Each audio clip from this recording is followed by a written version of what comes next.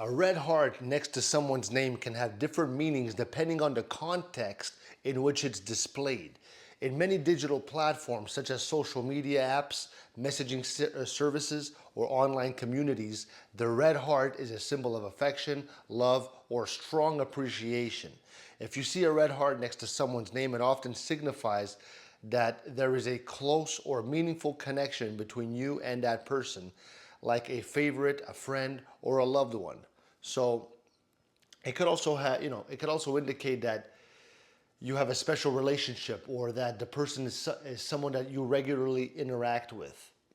In some cases, the red heart can be used in a more specific way, such as in gaming or social apps, where it can show that someone is a part of a close knit group or has received recognition for a certain achievement.